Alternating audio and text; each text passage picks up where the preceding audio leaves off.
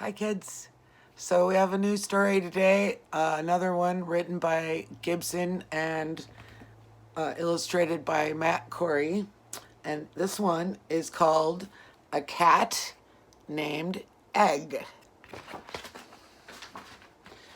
So we'll see what the story is about the cat named Egg. A cat named Egg. At the end of a street on the edge of a town was a rickety house with no children around. Outside of the house, the yard was in shambles, covered in weeds and blackberry brambles. The doors were all locked, the curtains were drawn, a homemade keep out sign was stuck in the lawn.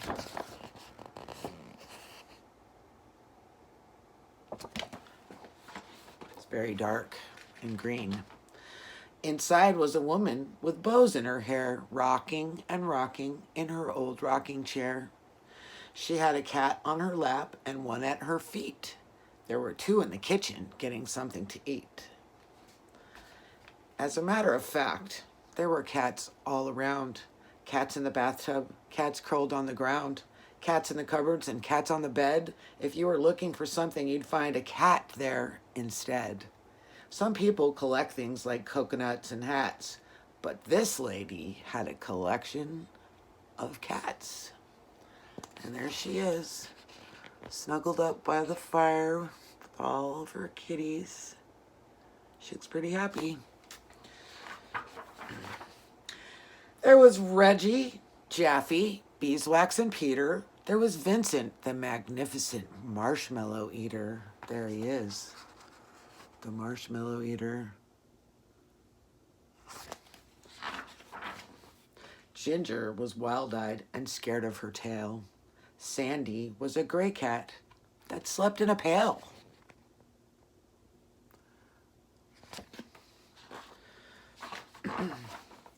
There was Simon, Alistair, Alfie, and Pat.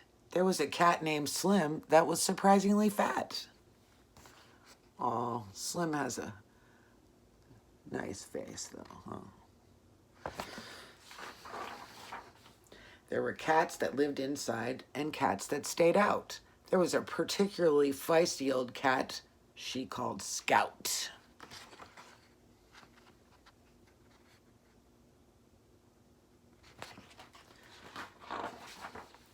There was Minnie, Edward, and Mr. White. There were two cats that liked to do nothing but fight. Karate.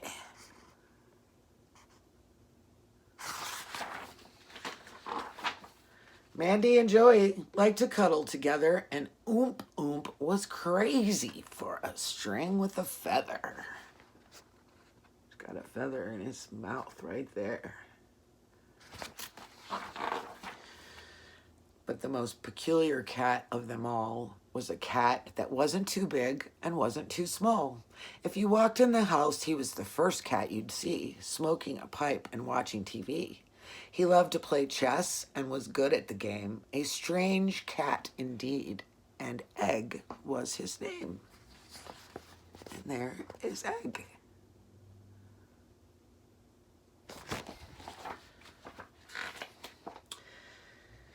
Egg, yes, egg, like the one laid by a hen and packed in a carton with two more than 10.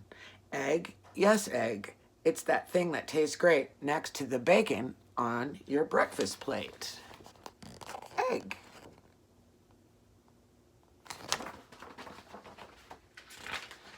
But how in the world did he get the name Egg? From the shape of his head? From a mark on his leg?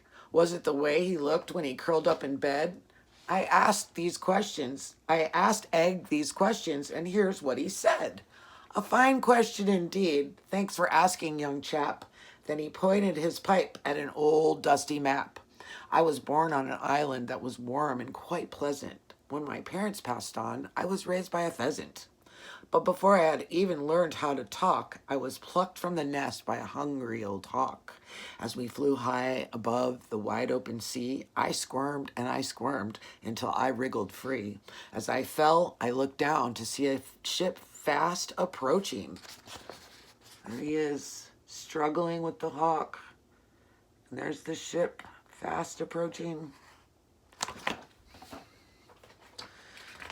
Then I splashed into a pot of eggs that were poaching. The chef was quite shocked, but he let out a laugh. Then he hired me on as part of his staff. He taught me how to separate a yolk from a white. He showed me the secret to making frittata just right.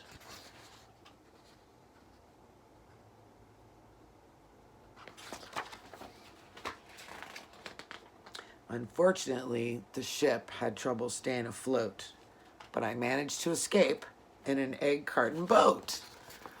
Look at that, with an aluminum foil flag and a spoon for a mast. Very ingenious. When I made it to shore, I was starving and sick. I needed a job, and I needed it quick. I was hired at a restaurant in the heart of the city, and I soon became known as the quiche-making kitty. Quiche-making kitty. My quiche was so good, it made grown women weep. But the demand was so high, I had no time to sleep. The fortune and fame was getting me down, so I packed up my things, and I got out of town. There he goes.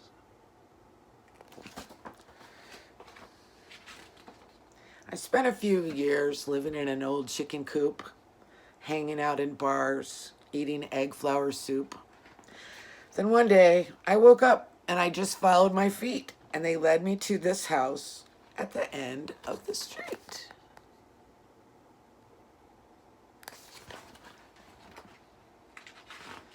A nice old lady answered the door with a saucer full of eggnog she'd bought from the store.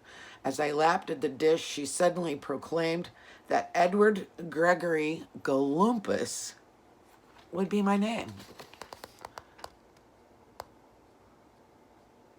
They're both looking very happy. When I didn't object, she made it official and bought me a tag engraved with my initials. And while my full name is something I fully support, most people just call me Egg for short. So that's the story, the whole kit and caboodle.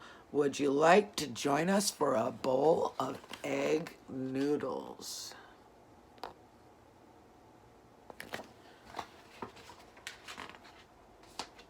The end. Well, thanks for listening today. I hope everyone has a good day, and we'll see you real soon. Bye-bye.